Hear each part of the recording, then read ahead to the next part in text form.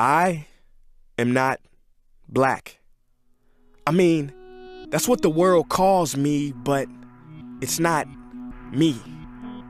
I didn't come out of my mother's womb saying, "Hey everybody, I'm black."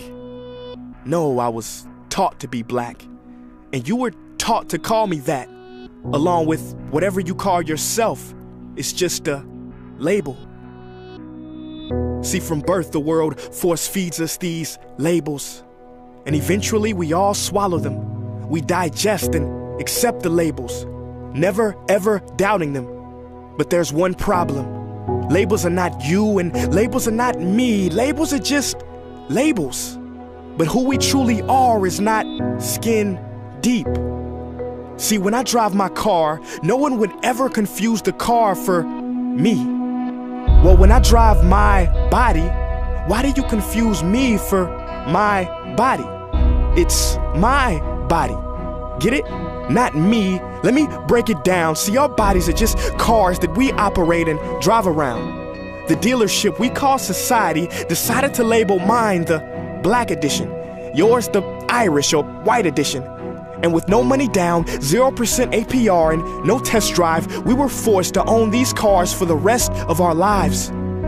Forgive me, but I fail to see the logic or pride in defining myself or judging another by the cars we drive.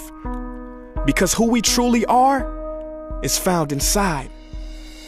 Listen, I'm not here to tell you how science has concluded that genetically we're all mixed and race in the human species doesn't exist, or how every historian knows that race was invented in the 15th century to divide people from each other and it has worked perfectly. No, I'm not here to lecture. I just want to ask one question. Who would you be if the world never gave you a label? Never gave you a box to check? Would you be white, black, Mexican, Asian, Native American, Middle Eastern, Indian? No, we would be one. We would be together. No longer living in the era of calling human beings black people or white people.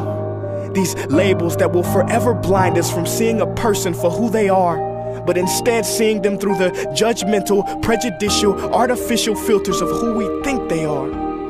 And when you let an artificial label define yourself, then my friend, you have chosen smallness over greatness and minimized yourself, confined and divided yourself from others.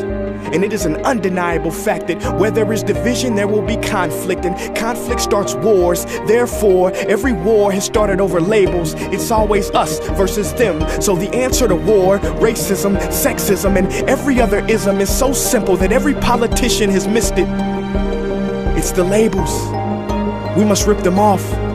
Isn't it funny how no baby is born racist, yet every baby cries when they hear the cries of another, no matter the gender, culture, or color, proving that deep down we were meant to connect and care for each other.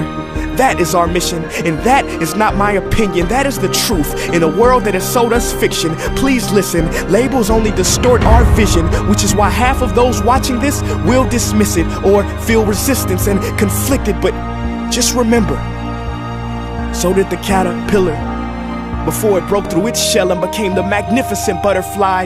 Well, these labels are our shells, and we must do the same thing so we can finally spread our wings. Human beings were not meant to be slapped with labels like groceries and supermarkets. DNA cannot be regulated by the FDA. We were meant to be free, and only until we remove them all and stop living and thinking so small will we be free to see ourselves and each other for who we truly are.